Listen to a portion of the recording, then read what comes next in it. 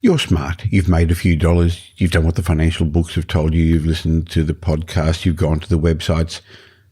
So why isn't it working? Why aren't you further ahead financially?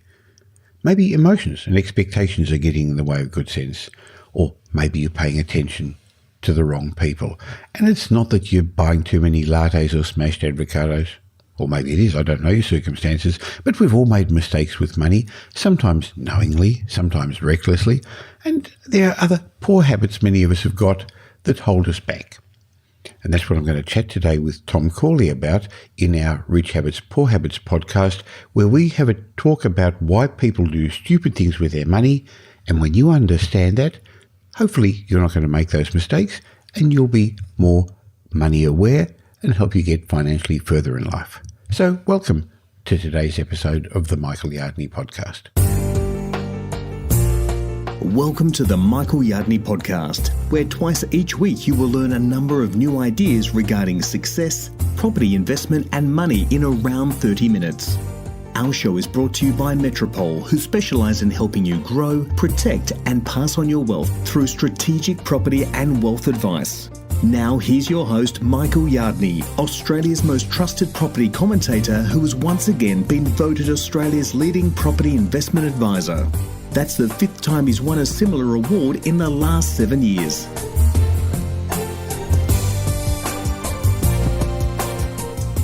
Why aren't more people financially free? Why do people do silly things with their money? Now, in his Rich Habits study, my good friend Tom Corley had the opportunity to peer inside the lives of 128 individuals who were struggling financially in life, and he had the opportunity to figure out what the cause of these struggles were. That's what I want to chat about today with Tom. So welcome, Tom. Hi, Michael. How you doing, my friend? I'm good, thank you. Now, before we click the record button, we had a bit of a talk about the challenges that are going on in the world at the moment, political, social, unrest, COVID affecting your country and mine, and also the recession that our countries are having challenges with. So we're not wanting to play down people's individual concerns at the moment, but if people were better off financially, as we've often said, any problem that money can solve isn't a problem, is it? No, and we saw that here in the States because the quarantine, people were furloughed from their jobs, and almost immediately, Michael, they were unable to pay their bills, unable to pay their rent, just to get food on the table. The government had to come out with an emergency stimulus package just to get $2,400. It was $1,200 a person. So if you had a number of kids, you got more. Just to get money into the pockets of the people whose industries were kind of shut down because they had no money saved. They had no safety net. This is why we talk about it all the time, Michael. This is one of the reasons why you need a safety net for the unexpected, the things that you can't plan for. And so we saw the absolute need for that rich habit of saving and just having a safety net. It was terrible, but it is what it is. People live paycheck to paycheck, and they live above and beyond their means. And you and I are trying to change that. Well, I think that's one of our missions, to actually make people as financially literate as possible. And one way of doing that is understanding why some people are struggling financially. So you had the opportunity of unpacking what's going on in people's lives when you did your Rich Habits study a couple of years ago, and you found 12 specific things that made people do silly things with their money. So let's have a talk about those. What's the first one, Tom? One of the top ones is ego. We all have egos, but when you have an ego driving your spending habits, then you do stupid things. You do things like you buy an expensive car, you buy somebody jewelry, you buy an expensive watch, you go out to expensive dinners. We have in my kids' school, high school, when they were in high school, well, I remember there was a very affluent area we lived in, and I asked the principal how many of the students were going to go to a private college. And she said, oh, only about 20%. And I said, why is that? This is such an affluent area. Well, they had bought their kids these expensive cars, Michael, and nice expensive clothing. And they wanted to give the impression that they were wealthier than they were. And so that ego of, putting on airs, having the perception that you're more successful than you are through your kids, that all was a factor. And the other thing is, they think that they're smarter than they actually are. Their ego drives them to make decisions that really are bad decisions because they didn't hire experts. Their ego said, I'm smart, I can figure this out myself. And then they make a bad decision. I just had a client today. She was a doctor, didn't want to pay our CPA firm anyway, the bookkeeping services for payroll taxes. So she made all sorts of mistakes on her payroll tax. The penalty now is twice as much as what she would have paid us in bookkeeping fees. Now she gave us all the bookkeeping. And I said, that's an example of this. They think they're smarter than they actually are. Ego, I guess, mistake or a problem, money-driven problem. So when we're looking at the stupid things people do with their money, one is they're driven by their ego. And I guess part of that also, Tom, is to keep up with the Joneses, to appear like your neighbours are. And the trouble today with social media is you're seeing people's highlight reels and it looks like their life's really good. You don't know all the hard work that they've done to get there. You don't understand the delayed gratification that they've had to exhibit to be able to get to that position. You don't really know how true all the things that they're showing up there are either. Another thing I noticed that you'd picked when looking at why people do silly things with their money is they let their money be spurred by their emotions rather than logic. Emotions are very powerful. We have something called the amygdala, which sits sort of right above the brainstem, and it's part of the lizard brain, they call it, the old part of the brain. Well, it can control how you spend your money. And I remember, when I was thinking about this, I was doing a speaking engagement. One of the individuals in the audience came up to me after I was done, and she was an IRS agent. She lived with a friend who was doing very well, made a lot of money. They were renting an apartment together, and her friend went out and bought a very nice BMW. And so the IRS agent did the same thing. She made this emotional spending decision to buy a BMW because she thought it was so beautiful.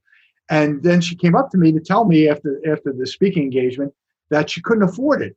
And I said, get rid of it. You made an emotional purchase based on the beauty of the car and your friend having it and, seeing it every day. So, and this is one of the reasons why, Michael, they put a lot of things in the supermarket right at the counter when you're paying for, your food and your groceries. They know that you're suffering a little bit from decision fatigue. So you're going to make an emotional purchase. Oh, I need that Star magazine, or I want to buy that candy bar. You make an emotionally based spending decision.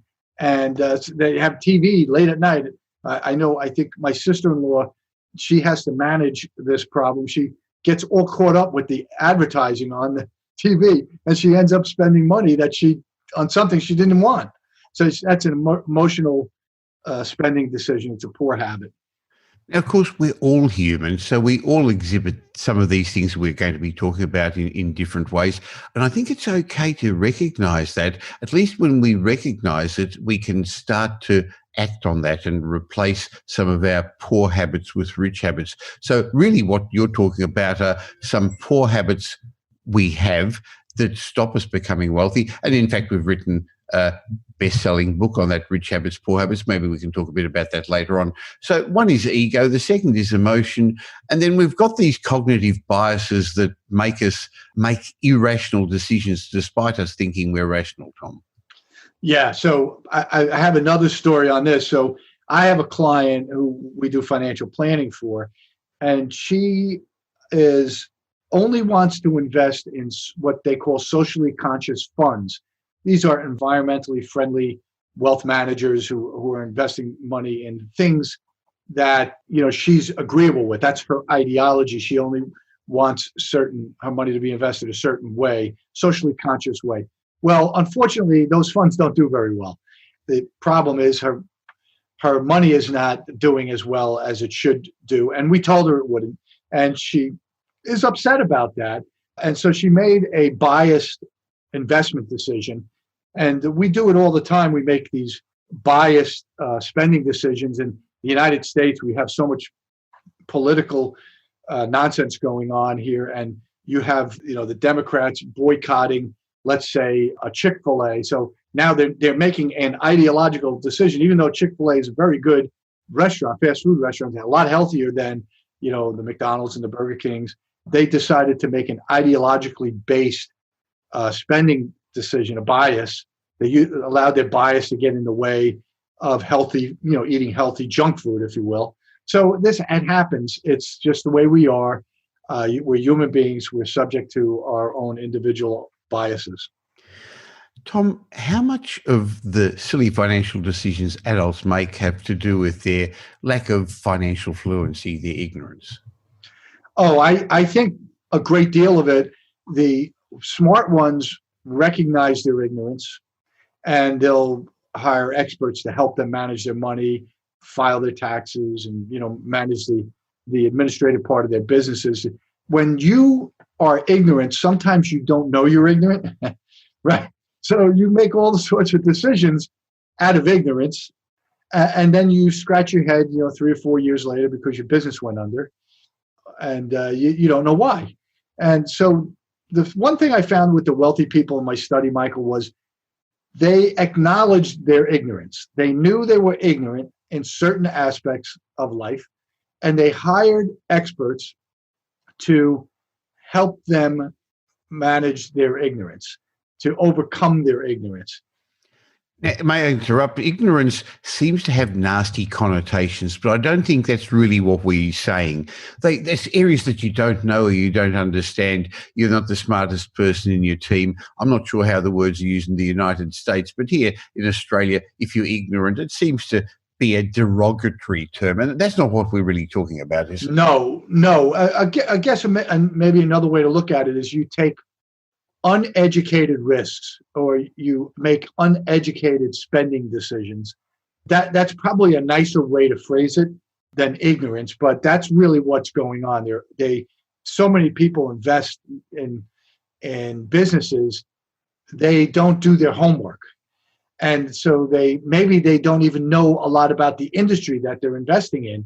Their uneducated risk that they're taking causes them to lose money. So I'm just pointing out that you don't want to make spending and investment decisions that are uneducated.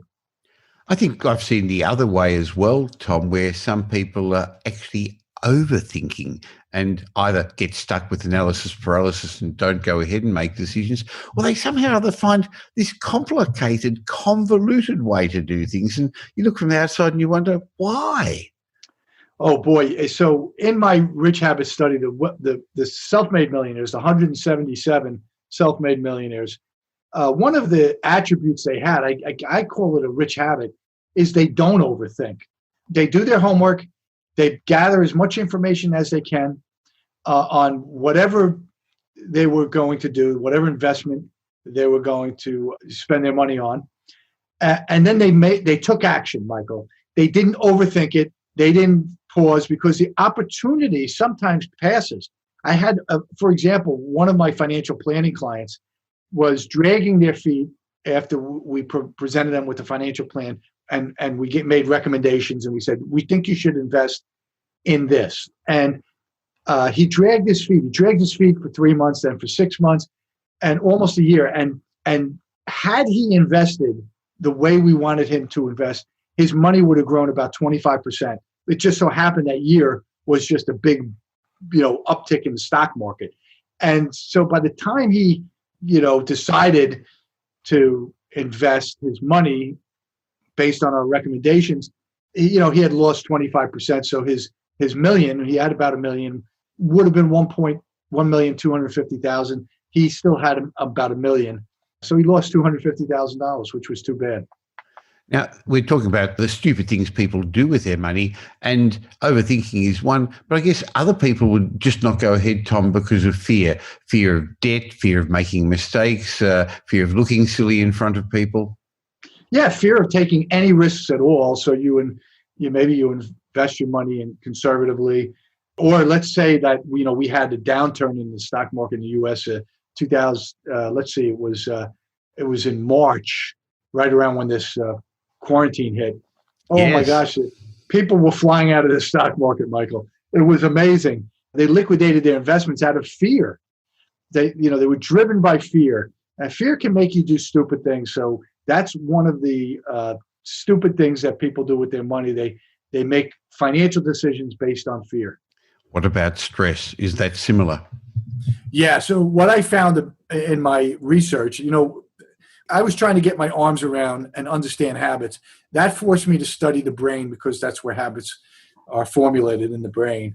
And one of the things I found is that stress is a form of negativity. It's a negative mindset. When you're under stress, you're negative. And interestingly, when you're under stress or in a negative mindset, your amygdala, it becomes more powerful in the brain, and your prefrontal cortex gets tampered down. It actually reduces your IQ by 13%, stress or negativity. So when you're making spending decisions or financial decisions and you're under stress, you're basically Forrest Gump making those decisions, which is really dangerous. Now, is poor decision making a habit? Some people just seem to be in the habit of doing it over and over again. Yeah, and the problem with poor decision making is, if you don't recognize it, that you're making poor decisions, it has a compounding effect, because one poor decision may force you to make another bad decision, and then that leads to making just a domino effect of bad decisions, and then you get to the point, Michael, where you're boxed in, and then you're forced to make bad decisions what I call desperation, which is the next one. Desperate decisions are the result of making previous poor decisions, and so you get boxed in, and you have to make a decision because some third party is breathing down your neck, or you have no choice but to take a job you hate because it's the only job you can get. That makes you miserable, but you made these bad previous decisions that boxed you into forcing you to make that desperate decision. Now, all this comes from your Rich Habits study, which was the first book that you put out, and you've published a number of books, and together we've authored Rich Habits, Poor Habits, which we're very proud of, Tom, because it's been translated into a number of languages now. So it's not just a bestseller in your home country, America, and mine in Australia, and it keeps selling, but it's now in Chinese, Vietnamese, Polish, and a couple of other countries are looking at getting it as well. I think I've forgotten one as well. So, Tom, if people want to find out more about Rich Habits and Poor Habits and how they can recognize their own habits, just go to richhabitspoorhabits.com, richhabitspoorhabits.com, and you can buy a physical book, or go to Amazon or any of the online stores, because it's probably a bit hard today to go into regular bookshops in many parts of the world where people are listening to this. You can get Tom and my book, Rich Habits, Poor Habits. Of course, you put out a daily blog every day as well. So if people go to richhabits.net, you write about this regularly. And of course, on My Property Update, we republish a lot of those blogs. But we're working through why ordinary people do stupid things with their money. And it's not because the people are dumb. I guess we've been taught these poor habits along the way. One of the ones I've noticed, Tom, is people just have this impulse, the spur of the moment financial decisions without thinking it through. Yeah. So these impulse financial decisions, this impulse spending, it always makes me think about Conor McGregor. He went into boxing about 2 years ago, exactly 2 years ago, I think. He fought, I think the guy's name was Merriweather. Anyway, he got an enormous amount of money from that fight. $30 million was guaranteed. And when he got the check, he made this impulsive decision to buy a yacht, and it cost him $17 million. And then he regretted it almost immediately, I remember reading, because he had to dip into his wealth because he lives in Ireland, and Ireland has high income tax rates. He had to dip into his wealth just to pay the tax on that $30 million, because the $13 million that was left over was not enough to pay the tax. So he had to, and that was an impulsive decision. A lot of people, when they see something beautiful like jewelry, they might make an impulsive purchase because it's just so beautiful. Maybe they were on a vacation and they're having a couple of cocktails and they're so relaxed, their guard is down, and they go and they just make some ridiculous purchase on vacation, and when they get home they immediately regret it. Those impulsive purchases and spending decisions are just a stupid money mistake, and it's a poor habit. And of course, we've all made them. So we're not pointing the finger at people. We're not saying, look how bad you are. We're saying, if you want to improve your financial position, what you should be doing is having a look at your habits. But Tom, there's another reason to do this as well, because we learned our habits from our mentors, who in general were our parents. And a lot of people would be listening to this, our parents or grandparents. So it's important not to pass these habits on to other generations, isn't it? Oh, that's one of the fundamental discoveries I made in my research, is that most of the rich habits that even the self-made millionaires had were habits that their parents instilled in them. And most of the poor habits that the poor people had were likewise. They had inherited their poor habits from their parents.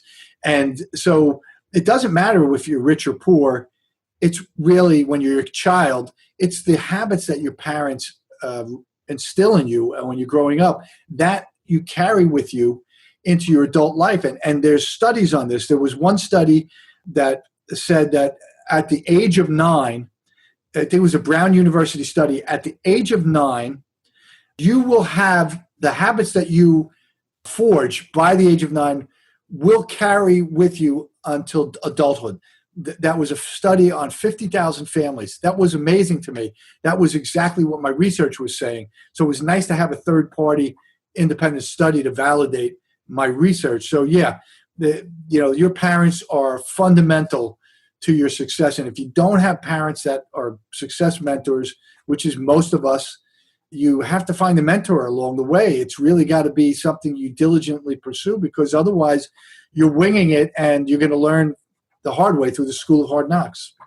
But it's never too late. The first bit is to recognize your poor habits, and then you've got to remove them and you've got to replace them with rich habits. Not enough time in today's episode of the Michael Yardney podcast to discuss this, but we'll discuss in future podcasts, as we have in the past, how to replace those habits. Or, of course, you can get that information in our book, Rich Habits, Poor Habits. 2 more of the habits that you had found, Tom, in your study. And one was, well, I think we'd already mentioned it a bit anyway. I'd preempted it, the externalities, keeping up with the Joneses. Yeah, it's getting pressure like that. A story I told you about the IRS agent, she felt pressured by an externality. Maybe you have a friend. This happens a lot in neighborhoods. There was a study that I have in my study book, and they found in this study that when one of your neighbors puts in a pool, then there's something like 25% of the neighborhood is going to eventually put in a pool, because they're influenced by the externality, that neighbor putting in a pool. If you get a bar in your house, the other neighbors will want their own bar, either inside bar and outside bar. So we're all influenced by what the spending habits of others. This reason you and I exist, Michael, is to be that stop sign, to raise that stop sign and say, hold on a minute, before you do anything out of just habit, pure habit, we want you to stop and realize that it's a poor habit and don't do it. So that's pretty much what we're trying to do. We're trying to stop them from being influenced by others in their spending decisions and financial decisions. And I guess one last bad habit is impatience, Tom. We have so many of our clients that we engage in the financial planning, and we tell them one of the things we want you to be aware of is that this is a plan. It requires time, and you have to be patient. When you have this impatience, poor habit, you might not stick to either an investment or to a business that you're involved in. In being in the real estate business, it requires patience. It takes a long time. The average saver investors in my Rich Habits study, it took them 32 years to accumulate their wealth. Well, if you don't have that patience, rich habit, you have this impatience, poor habit, you're never going to stick it out long enough. You're going to be always chasing that bright, shiny object, and you'll never become wealthy. The people that become wealthy, they stick to whatever it is that their plan is. They have patience because those who are patient get lucky. Those who are impatient never get lucky. Well, one of my favorite quotes is that of Warren Buffett, which says, wealth is the transfer of money from the impatient to the patient. And I guess it also has to do with that concept of delayed gratification. So there we have it, 12 silly things that normal people, ordinary people, do with their money to stop them becoming financially fluent, to stop them becoming wealthy. And if you recognize some of these habits in yourself, maybe now it's the time to replace them with some good habits. Tom, thank you so much. I love our regular Rich Habits, Poor Habits chats. Look forward to catching up with you again next month. The same here, Michael. I can't wait. I hope you learned something from my chat with Tom Corley about why smart people, rational people, do silly things with their money. And most of the time we don't realise we're doing this. If you want to understand more about the rich habits and the poor habits that people have, and you want to get more rich habits and let go of some of your poor ones, don't forget to go to richhabitspoorhabits.com and get a copy of our book, Rich Habits, Poor Habits. Hey, that's a good name for it, isn't it? Now, if you also think somebody else would get benefit from this, because we all know people who have some money challenges, tell them about this episode of the Michael Yardney podcast. Just use the share button on your podcast app or tell them about it. You can always leave us a review on iTunes or Spotify or Apple Podcasts, wherever you listen to this. In the meantime, I'll be back again real soon, twice a week with the Michael Yardney podcast, but in between, you can catch me on social media. Just look for Michael Yardney or my daily property update newsletter. Have a great week. Make it a great week. Thanks for listening to this episode of the Michael Yardney podcast, which was brought to you by Metropole, who help their clients grow, protect, and pass on their wealth through strategic property and wealth advice. If you like what you heard and don't already subscribe, you'll find us on iTunes or on your favorite Android app as the Michael Yardney podcast. Watch out for our next show, which comes to you twice a week, and you'll learn some new ideas about property investment, success, and money in around 30 minutes.